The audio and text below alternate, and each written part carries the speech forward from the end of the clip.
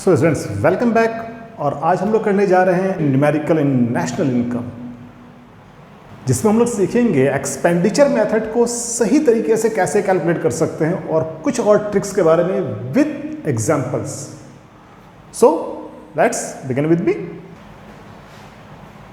तो बच्चे, national income के न्यूमेरिकल्स अपने आप में बहुत ही इंपॉर्टेंट टॉपिक है, क्योंकि आपके एग्जाम में हर बार इसमें से नियर अबाउट 6 to 8 और 9 मार्क्स के न्यूमेरिकल्स आते हैं, जिसमें एमसीक्यू भी इंक्लूड है और लॉन्ग क्वेश्चंस भी। तो जब भी आपके पास नेशनल इनकम का क्वेश्चन आता है तो उस क्वेश्चन में कहीं पर भी मेथड का नेम गिवन नहीं होता है, और ये आपको खुद ही आइडेंटिफाई करना होता है कि हमें कौन से मेथड से सॉल्व करना है। और हमें पता है कि हमारे पास 3 मेथड्स हैं, value added method, income method and expenditure method. तो आज हम लोग बात करते हैं एक्सपेंडिचर मेथड की, राइट। और इस मेथड को आइडेंटिफाई करना बहुत इजी है। अगर क्वेश्चन में PFCE it means private final consumption expenditure अगर गिवन है, GFCE यानी कि government final consumption expenditure, third है ग्रॉस डोमेस्टिक कैपिटल फॉर्मेशन, और फोर्थ है X माइनस M यानी कि एक्सपोर्ट माइनस इंपोर्ट। अगर क्वेश्चन में ये टर्म्स हैं इट मींस वहां पर एक्सपेंडिचर मेथड ही होगा। Is that clear?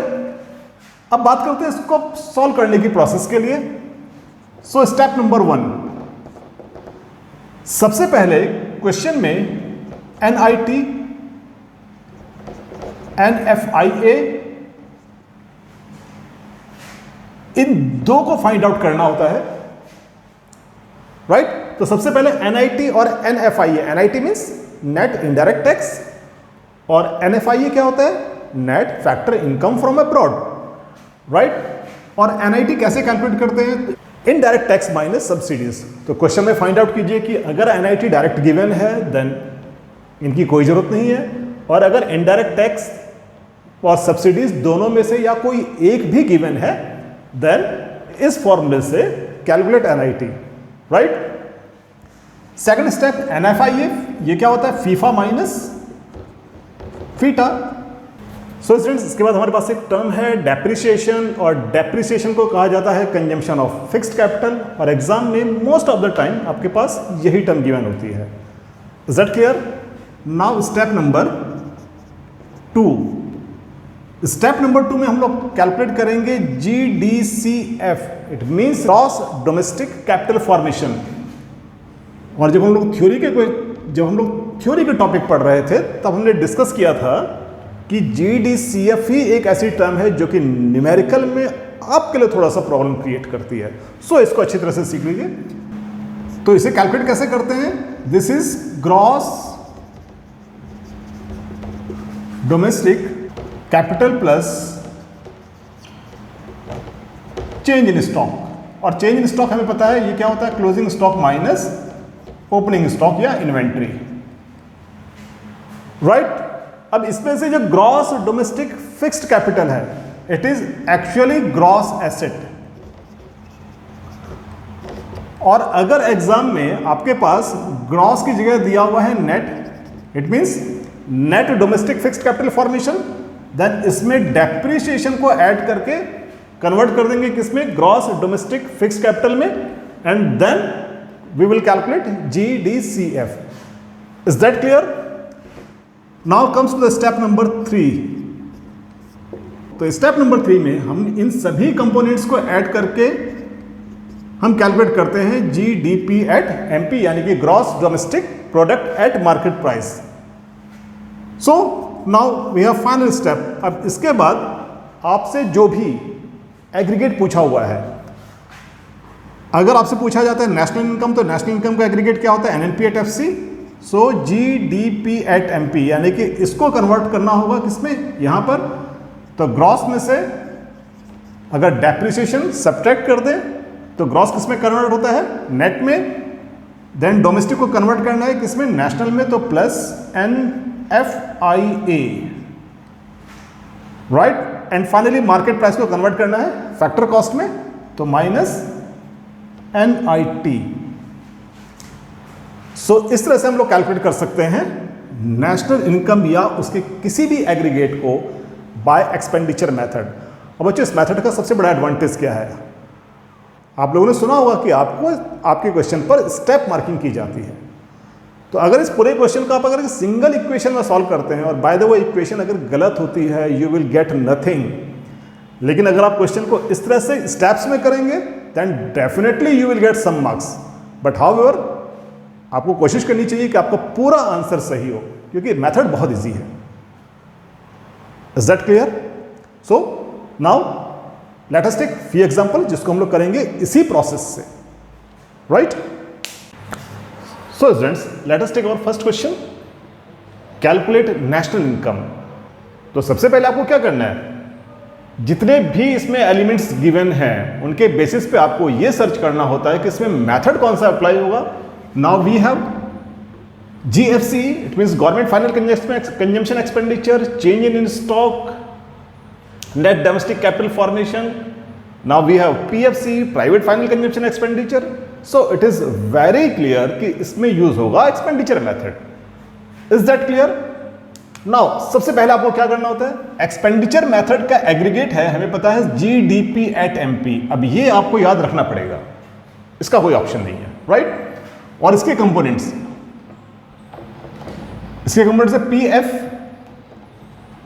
PFCE plus GFCE plus gross domestic capital formation plus X minus M, right? और इससे पहले हम लोगों ने पढ़ा था कि नेशनल इनकम कैलकुलेट करने में कुछ वैल्यूज होती हैं जो आपको चाहिए होती है, दैट इज NFIA, राइट? और NFIA का फॉर्मूला क्या होता है, FIFA, factor income from abroad minus FITA, factor income to abroad. FIFA given है 20 एंड फीटा गिवन है factor income to abroad that is 40। It means result is minus 20। So we have calculate first value. Second value जो हमें चाहिए होती है that is NIT, यानी कि indirect tax minus subsidies, right? Again find the values in the question. NIT direct given नहीं है, we have indirect tax 55 minus subsidies 25 and we got 30, right? Next है डेप्रिसिएशन। डेप्रिसिएशन को consumption of fixed capital भी कहते हैं, यानी कि fixed capital का consumption, that is depreciation and it is 20। Aggregates को इंटरचेंज करने के लिए जो रिक्वायर्ड वैल्यूज है NFIA, NIT and depreciation, we have all these 3 values, right? Now GDCF हमें चाहिए ये। So find out in the question कि GDCF गिवन है या इससे कोई रिलेटेड टर्म गिवन है। We have net domestic capital formation, it means we have NDCF, right? So we are required gross and we have given net. तो आपको करना है क्या है, नेट को ग्रॉस में कन्वर्ट करना है। नेट में अगर डेप्रिसिएशन को ऐड कर दें then we got gross value. So NDCF was 150 and depreciation is 20, then we got 70. Is that clear? So now we can calculate GDP at MP. PFC it was given 500, GFC it is given 250, GDCF we have calculated, and X minus M कहा जाता है export minus import. So export is 60 and import is 80। So now we get 500 plus 250 plus 170 and plus minus 20, then we got 900. It is GDP at MP. Now we are to calculate national income, और national income का aggregate we know that NNP at FC। तो हमारे पास है GDP at MP। अब करेंगे इसको interchange, gross से net में जाएंगे, उसके लिए क्या करना होता है, डेप्रिसिएशन माइनस, डोमेस्टिक को कन्वर्ट करना है नेशनल में तो प्लस NFIA, MP को कन्वर्ट करना है फैक्टर कॉस्ट में, it means minus NIT. So we have GDP at MP 900 minus depreciation is given 20 plus NFIA we have already calculated minus 20 and minus NIT is 30. So remember students, जितनी भी अगर कोई negative values हैं तो उनको हमेशा bracket में लिखिए, सीधे माइनस मत करना, right. So is 90 minus 20 minus 20 minus 30, it means 830. So this is NNP at FC. या क्वेश्चन में अगर इसके अलावा और भी कोई एग्रीगेट पूछा जाता है then we can calculate it. Is that clear? So let us take another example for expenditure method.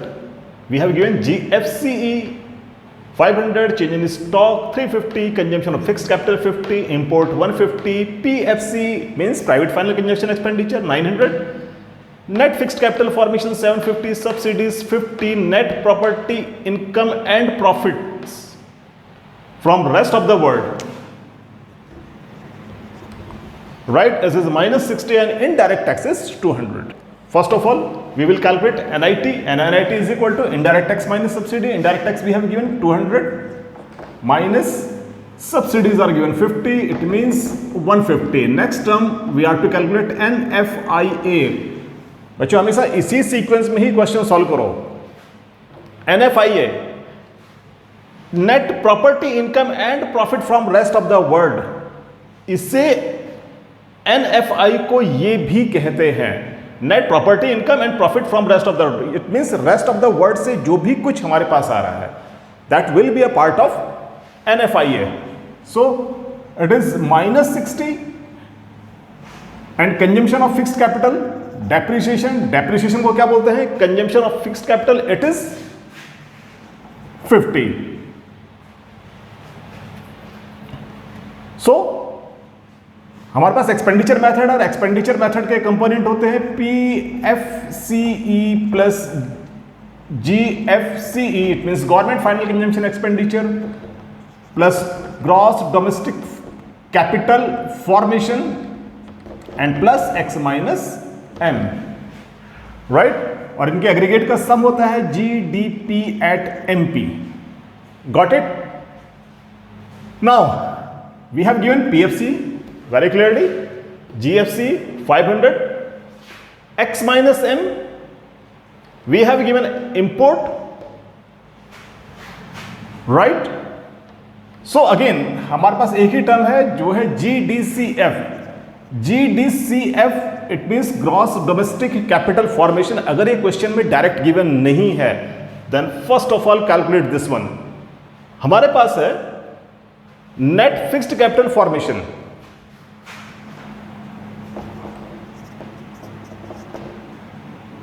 net fixed capital formation. तो we have net fixed capital formation, जबकि यहां पर टर्म क्या होती है, ग्रॉस. इट मींस नेट में we will have to add depreciation, right. so fixed capital formation किस में कन्वर्ट हो गया, ग्रॉस में, plus change in stock, right, or change in stock we have given. Got it. So net fixed capital formation it was 750, depreciation was 50 and plus change in stock it is given as 350, right. So we will have 1150. Is that clear? Now we have all the values.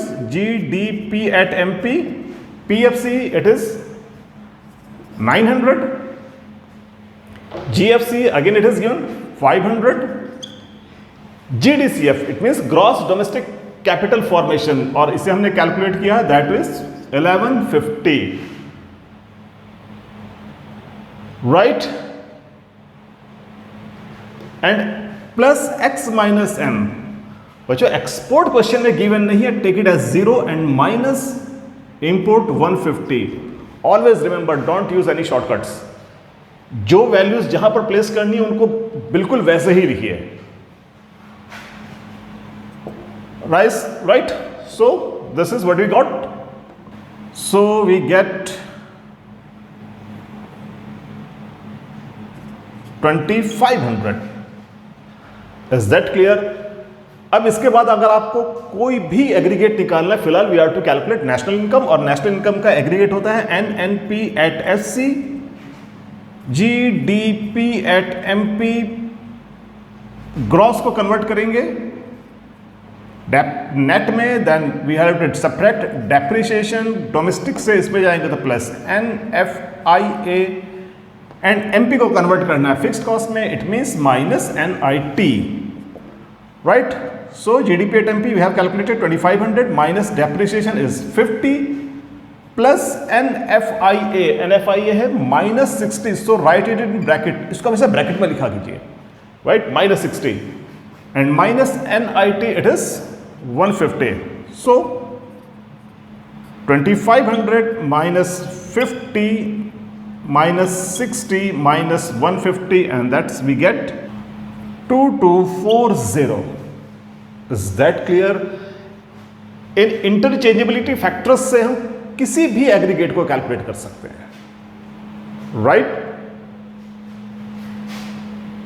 So students, these are the examples. इसके अलावा अगर आपकी कोई भी query है, you can write in it your comment section. कोई भी numerical है जिसमें आपको कोई लॉजिक समझ में नहीं आ रहा है, then you can write it.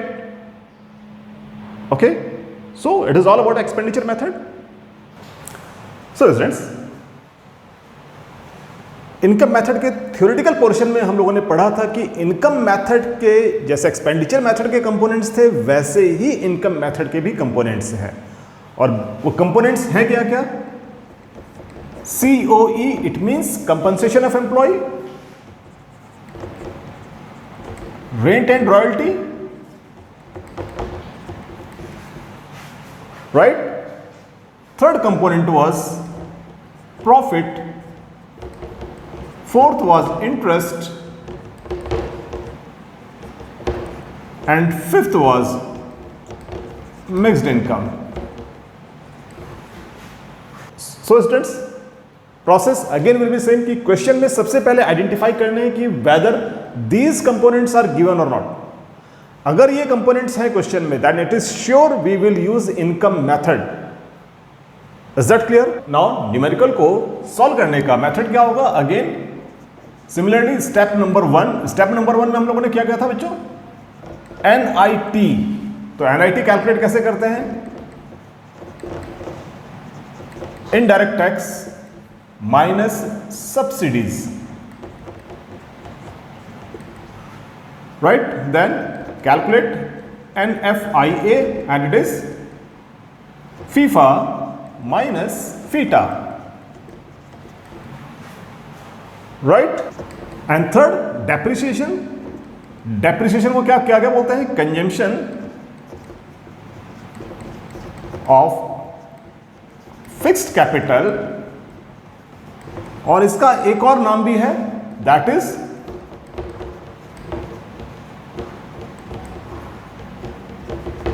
replacement cost for assets. Right? So this was the step number 1. Now take step number 2. Step number 2 में हम लोग बेसिकली जैसे एक्सपेंडिचर मेथड में हमारे पास है GDCF यानी कि ग्रॉस डोमेस्टिक कैपिटल फॉर्मेशन, वैसे ही यहां पर हमारे पास दो कंपोनेंट्स हैं, एक COE and another is profit. Right. So first COE means compensation of employees. तो एम्प्लॉयज को मिलने वाले सभी तरह के सैलरीज, सभी तरह की वेजेस और एम्प्लॉयर कंट्रीब्यूशन जितना भी है वो हम ऐड करेंगे COE में, यानी कि compensation of employees. But remember, अगर कंपनसेशन ऑफ एम्प्लॉयज गिवन है तो उसमें कुछ भी ऐड नहीं करते. Is that clear? यानी कि इसमें क्या क्या होगा? Salary plus wages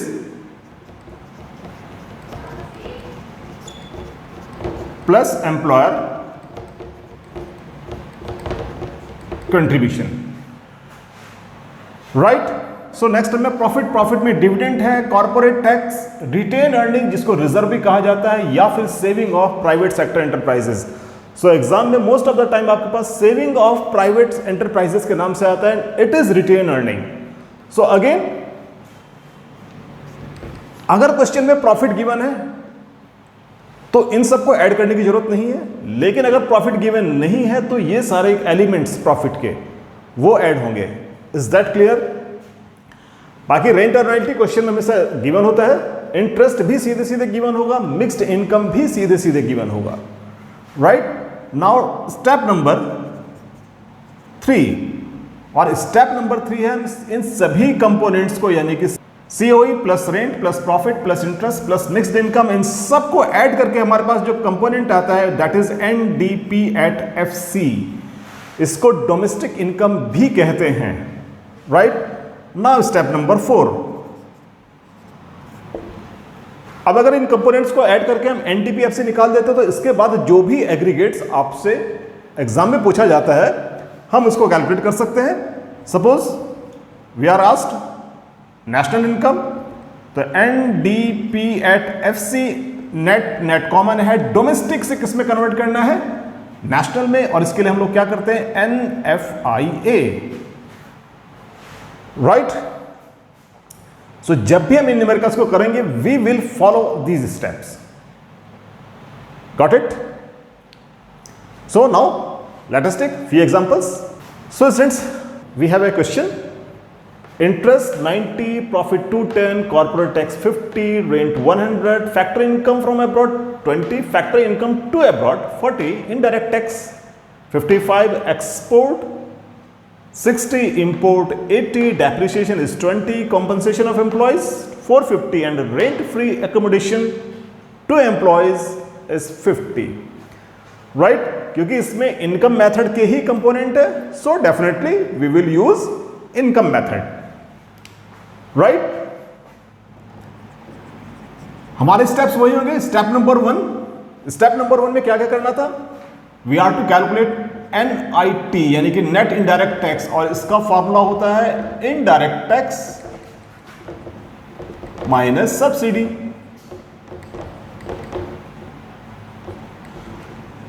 We have given indirect tax 55 और सब्सिडीज कहीं पर गिवन नहीं है, it means it is 0, so NIT is 55, right.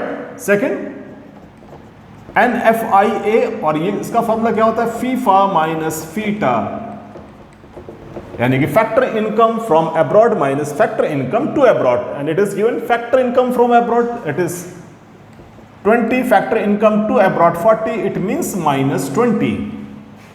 Negative term है, इसको हमेशा ब्रैकेट में रखिए।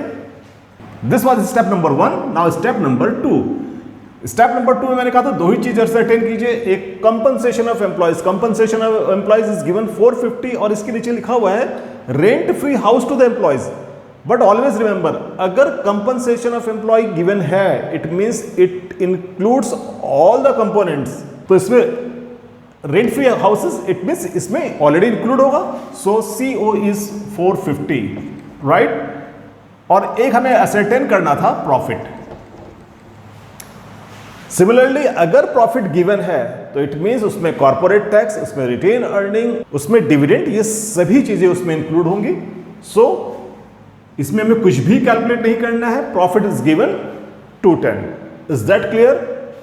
जैसे यहां पर कॉर्पोरेट टैक्स गिवन है तो कॉर्पोरेट टैक्स ऑलरेडी प्रॉफिट में इंक्लूड होगा, so profit will be taken as 210। Now step number 3, और स्टेप नंबर 3 में था इन सभी कंपोनेंट को ऐड करके क्या आता है? एनडीपी एट एफसी, यानी कि COE plus rent plus profit plus interest and plus mixed income, right. So NDP at FC क्या होगा? COE it is given 450 plus rent is given as 100 plus profit is given 210, interest we have 90 and mixed income, तो mixed income question में given नहीं है, then take it as 0। लिखने की जरूरत नहीं है, बट अगर 0 लिख भी दोगे तो कोई इश्यू नहीं है। So we get NDP at FC 850। Now finally step number 4, और स्टेप नंबर 4 में हमने कैलकुलेट करना है NNP at FC, and we have given NDP at FC, right. तो नेट कॉमन है, डोमेस्टिक से कन्वर्ट करना है नेशनल में, तो NFIA ऐड होगा, बाकी factor cost again it is common. So 850 और NFIA we have already calculated -20, यानी कि 850 -20 दिस कम्स 830, राइट। यहां पर हमारे पास दो टर्म्स थी, एक्सपोर्ट और इंपोर्ट। ये दोनों टर्म्स एक्सपेंडिचर मेथड की, इसको यहां पर इनका कोई यूज नहीं है। Is that clear? So students, इस तरह से हम लोग कैलकुलेट कर सकते हैं नेशनल इनकम या उसका कोई भी aggregate using income method. Income method में कभी कभी हमसे एक और टर्म पूछी जाती है, और वो है operating surplus.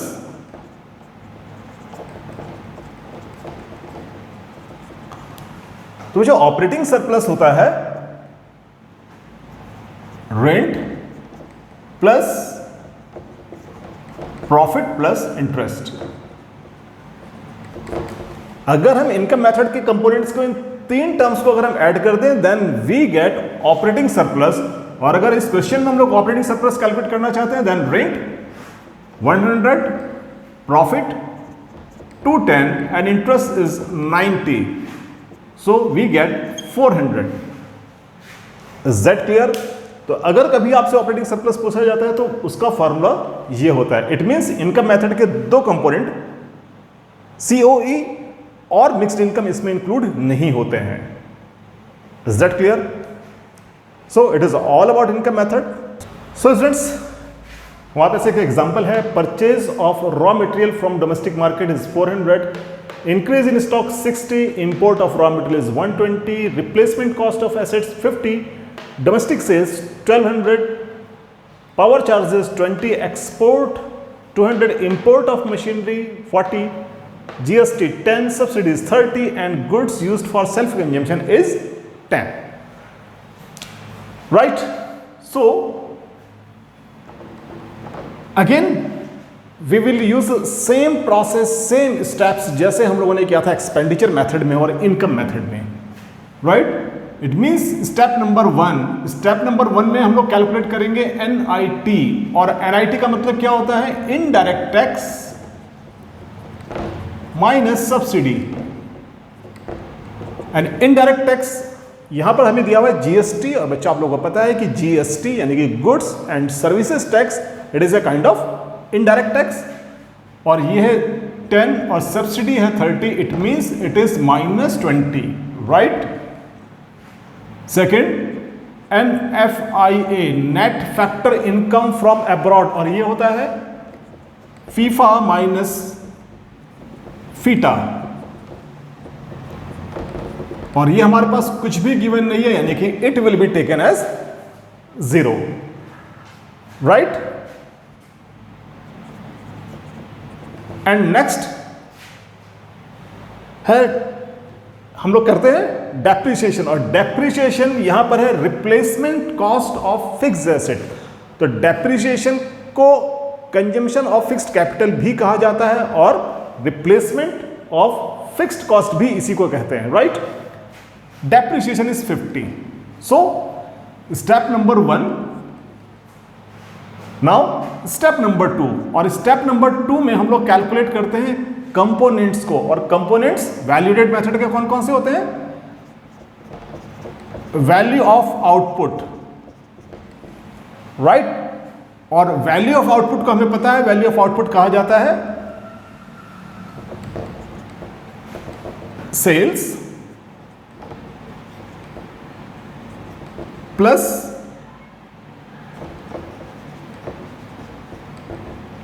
Change in stock plus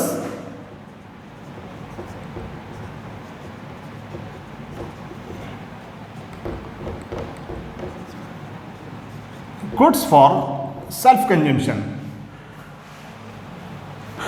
right. तो वैल्यू ऑफ आउटपुट कहा जाता है sales plus change in stock plus goods for self consumption और सेल्स। अब हमारे पास यहां पर सेल्स है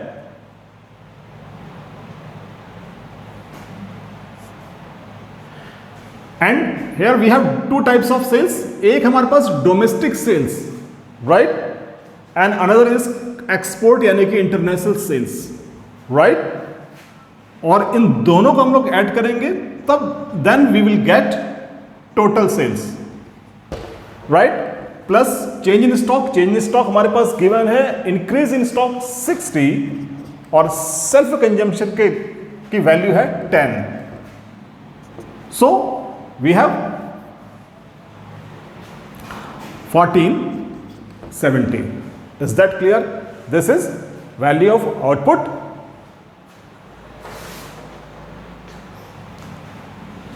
Now second है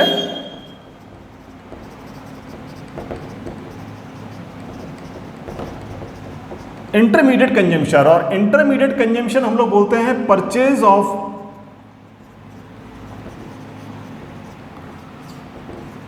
रॉ मेटेरियल को। Then we have two kinds of, so intermediate consumption कहा जाता है purchase of raw material plus input. अगर कुछ भी इनपुट किसी प्रोडक्शन प्रोसेस में है तो then purchase of raw material, we have import of raw material, it means international purchase, this is 120, और purchase of raw material from domestic market, this is 400, right.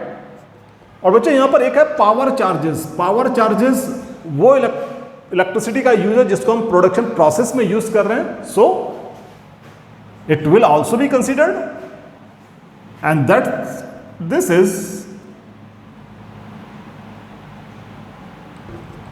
540, right? So this is 540. Now step number 3, और step number 3 में हम इसके components को add करते हैं। We get GVA at MP, और जिसको कहा जाता है GDP at MP, and it will be value of output 1470 minus intermediate consumption 540, and so we get 930. तो इस तरह से हमें मिल गया है GDP at MP.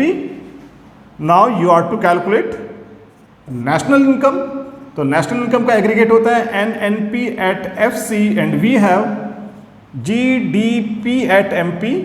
So gross को कन्वर्ट करेंगे नेट में माइनस डेप्रिसिएशन, डोमेस्टिक को कन्वर्ट करेंगे नेशनल में, so plus NFIA, and another is MP और फैक्टर कॉस्ट। और मार्केट प्राइस में से अगर हम NIT माइनस कर दें then we get factor cost. So GDP at MP we have 930 minus depreciation given है 50, NFIA है 0 और NIT we have already calculated minus 20. So 930 minus 50 minus 20 and we get 860, right? इस तरह से हम किसी भी नेशनल इनकम के एग्रीगेट को कैलकुलेट कर सकते हैं, right? So it is all about value added method. So students, if you have learned something from this video, then you can share and subscribe the channel. See you in next video with a new topic. Stay tuned.